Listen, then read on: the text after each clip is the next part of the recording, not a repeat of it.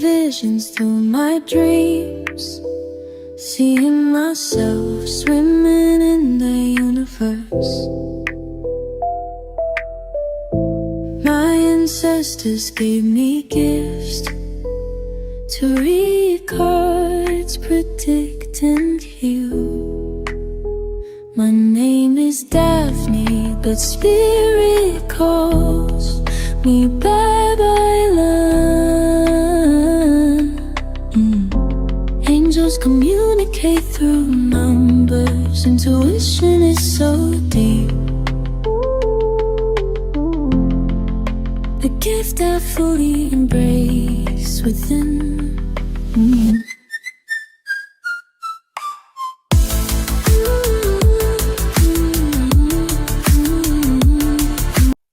Nahihiwagaan ka dito sa taong ito dahil parang feeling mo may kung anong force, no, na dinodrown ka para sa kanya. Even to a point na parang feeling mo na addict na yata ako dito sa taong to, no? This is for singles and no labels, ha? With the Moon card, the Ace of Swords, and the Lovers.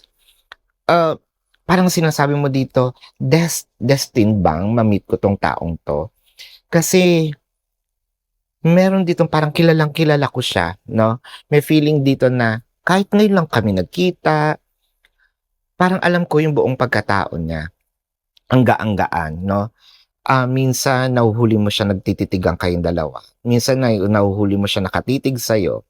Minsan kahit hindi mo alam yung ginagawa niya, bigla mo naiisip, kunyari naisip mo, no? Gutom na kaya siya pagka ganun mo, bumibili siya ng pagkain.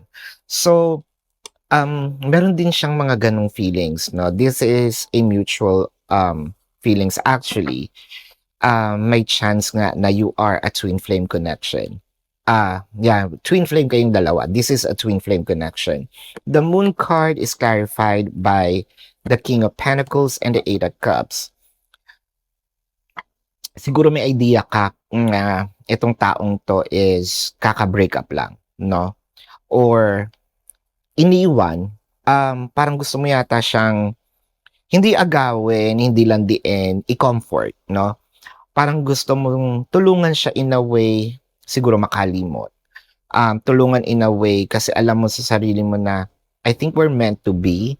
Mahirap i-explain yung ganitong klaseng connections, no? Dahil it's more of spiritual and energetic. It cannot be described by books, by words. Pero totoo, nakikita tayo na siguro itong taong to may business. It can be a big business, a small business. Kasi ikaw medyo banidosa, no?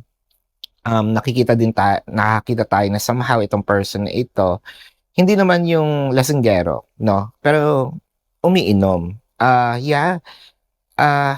This is your reading. Meant to be to kayo, actually. Katulad ng sabi ko, twin flame connection.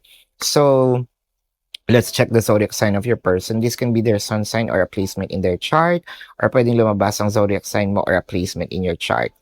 I'm seeing Gemini, Libra, Scorpio, Taurus, Virgo, Capricorn, Pisces. This is your reading. Maraming salamat. Love and light. Namaste. See you po sa susunod na readings. Goodbye. My name is Daphne, but spirit calls me back.